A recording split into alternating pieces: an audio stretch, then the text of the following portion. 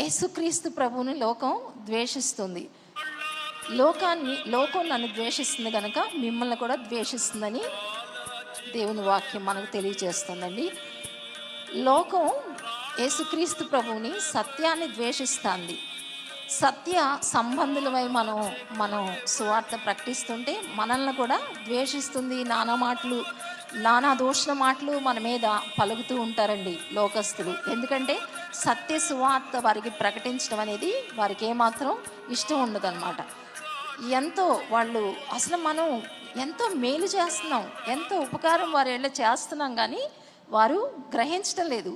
వారు ఏంటంటే చాలా గర్విష్ఠులై చాలా భయంకరంగా దూషణ మాటలు పలుకుచు దేవుని ప్రజల మీదకి విచ్చలవిడిగా రావటం, భయంకరంగా దాడి చేయటం అనేది జరుగుతూ వస్తుందండి.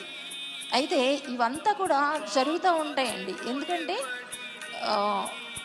ఇక్కడ ఈ కీర్తన భాగంలో చూస్తే వారి యొక్క అవిధేయతను బట్టి, పాపస్థితిని బట్టి ఇవన్నీ వాటిల్లినాయి. కానీ ఇక్కడ ఈ కాలంలో చూస్తే మనం నీతి నిమిత్తమై కూడా అపోస్తులు నీతి నిమిత్తమై ఎంతో హింసను పొందారండి. యేసుక్రీస్తు విషయమై మనం సాగుతూ ఉన్నప్పుడు, సద్భక్తిగా మనం ఉన్నప్పుడు అనేక హింసలు కూడా, అనేక అవమానాలు, దూషణ మాటలు కూడా మనం పొందవలసి వస్తుంది. మన మీద రాళ్ళు వేయవచ్చు, మనని నానా రకాలుగా కర్రలతో దాడి చేయవచ్చు, మన హింసించవచ్చు, నానా మాటలు అనవచ్చు, ఆఖరికి మనం చంపివేయవచ్చు కూడా. ఆనాడు అపోస్తులు దేనికి జడవలేదండి.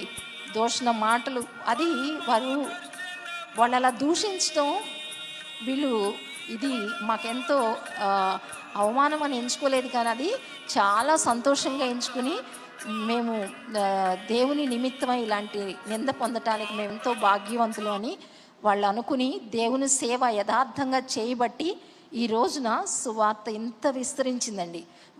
ఆనాడు కనుక ఆది అపోస్తలు మరి వాళ్ళ స్వార్థం వాళ్ళు చూసుకుని ఉంటే మనం ఈ రీతిగా ఈనాడు ఇంత సువార్త ప్రబలేది కాదు, ఇన్ని ఆత్మలు రక్షించబడేవి కానే కాదండి.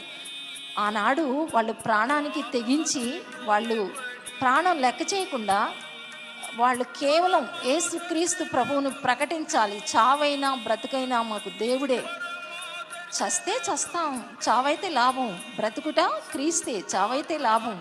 మరి మన ప్రాణాలకు భయపడి సువార్త ప్రకటించకుండా ఉంటే అది న్యాయమా అండి? న్యాయం కాదు కదా. ఏదైనా అవనండి, దేవుని కృపకు మనం అప్పగించుకుని సువార్త ప్రకటన చేయవలసిందే.